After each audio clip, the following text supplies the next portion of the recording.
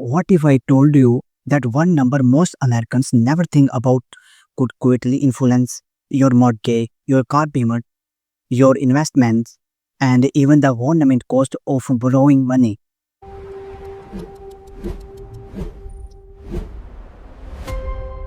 That number is the US Treasury yield, and right now it's doing something investors are watching very closely.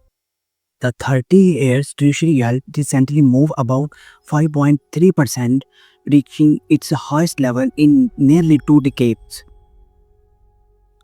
But why is that happening? Is it a sign that inflation is becoming a bigger problem?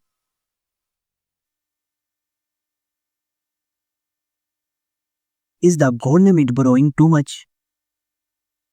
And if you are not buying treasury bonds, why should you even care? That's where this gets interesting because treasury yields don't stay inside the bond market. They separate into the most every part of the American economy. So let's break down what's happening, why investors are demanding higher yields, and what it could actually mean for your money. And stay with me because the final part is where this gets personal. First, here's the simplest why to understand a treasury yield. Imagine the US government want to borrow money, so investors lend it money by buying treasury bonds. The yes is because the return investors demand for taking that investment. When yields rise, borrowing becomes more expensive across the economy, and that can eventually show up in place you notice every month. Think about some in America trying to buy a home. If mortgage rates rise because longer term bond years are ablated, that same house can suddenly become much harder to afford. Even if the price of the house has not changed, the same idea applies to businesses. When borrowing costs rise, companies have to pay more to finance new projects, refinance debit, to expand. That can make investors more cautious about companies with heavy borrowing needs. But here's the part that makes the current situations unusual. These hard long-term yields are not being driven by just one thing. Investors are dealing with the concerns about inflation. Who government borrowing needs hard global bond yields and uncertainty about the path of interest rates, rising oil prices, and geopolitical tensions have also added pressure because expensive energy can make inflation harder to control. And this and other factor that does not get enough attention. The US government has to keep borrowing and refinancing enormous amounts of debt. When investors demand high returns to hold longer term treasury bonds, the government has to pay more to attract that money. That does not mean the United States is suddenly unable to borrow it. It means the cost of doing so is becoming more important. Now think about what that means for the stock market. Stocks compete with bonds for investor money.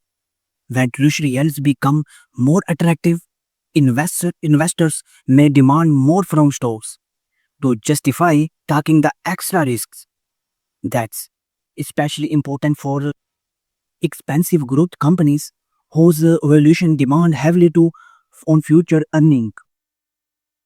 Whose valuations depend heavily on future earning. Higher yields can make those future profits look less valuable today. At the same time, there is a twist. Higher treasury yields can actually be good news for savers and conservative investors because new bonds and other fixed income investments can offer better returns than they did when rates were extremely low. So, this is not simply a story about something going wrong, it's a story about money becoming more expensive and the consequences are different depending on where you stand.